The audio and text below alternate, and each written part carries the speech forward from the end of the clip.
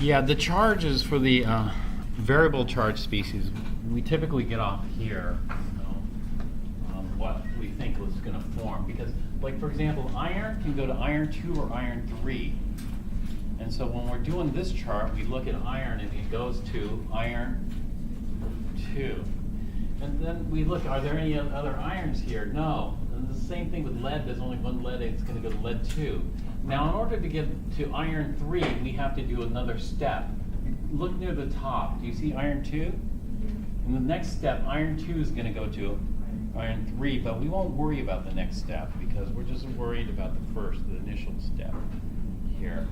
Later on, if you go on to, let's say, Chem 1B, then you'd worry about it.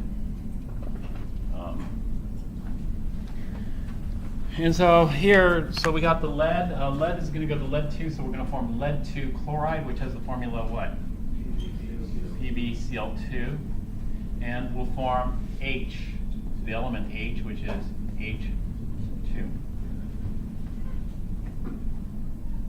Okay, to balance this, we'll need 2 HCl's. There is a driving force here for this, because when we look at lead, which one's more active, lead or hydrogen? Lead. Lead is more active. Goes to lithium, hydrogen's further from lithium. Lithium's the most active.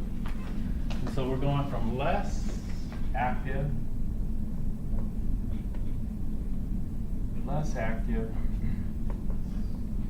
to more active.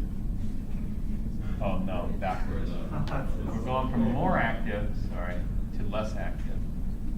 Otherwise there's no reaction. There's a reaction here, so more active to less active, then we got a driving force. There's also something else happening here, and that is with PbCl2. What do you know about PbCl2? It's a solid, yeah. And so we're going to have but that solid is a metathesis type reaction, actually, which we'd see in the case of this. So this would be the complete equation for that. Now, if we did this using the chart method, this is what we end up with. Using the chart method, we have Pb solid plus 2H plus yields Pb2 plus H2 gas. Right? And then we have to realize that there's chloride still present. You know, in the chart method, the chloride was weak, but we have a second reaction occur. And the second reaction that occurs is that the Pb2 plus combines with unreacted chloride, because chloride doesn't participate in the redox. But this second reaction is not redox. What is the second reaction?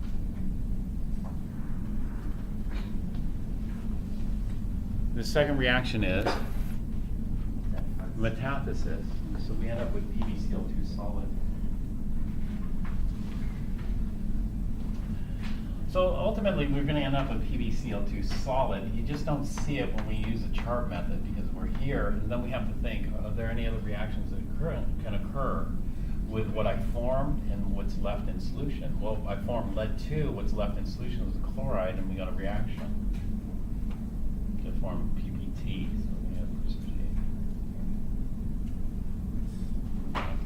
And so this one, this would have been an extra step here, but the NIE was this here. Now this NIE is going to be different, but what we'd have to do is we'd have to combine this NIE from the chart method with this metathesis reaction. And so the net reaction is going to look like this. We just add these two together. Pb solid plus 2H plus 2 chloride yields PbCl2 solid plus H2 gas. Okay, which is what we'd have gotten from here. Pb solid plus 2H plus 2 chloride yield PbCl2 solid plus H2 gas.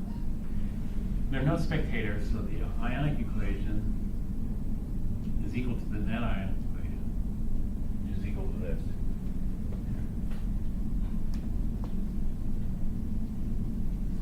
Okay, what else? You guys have questions with?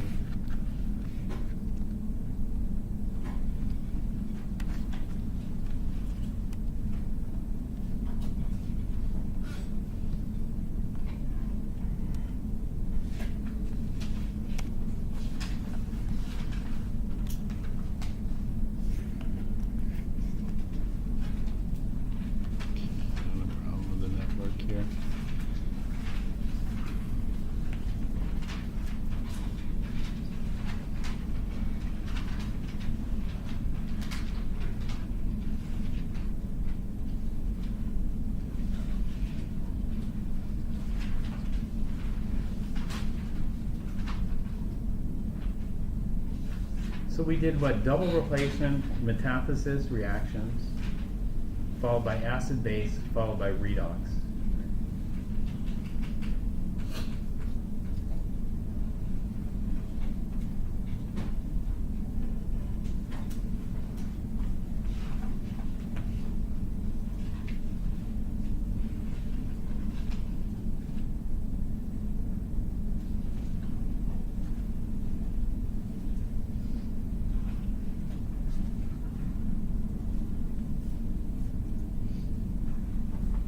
All right.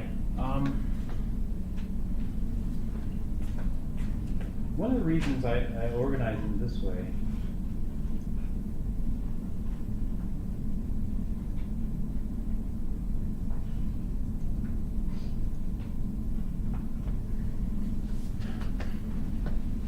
now, sometimes we're interested in something like the properties of HCl.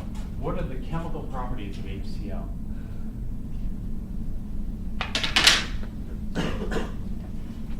So let's take a look at that now.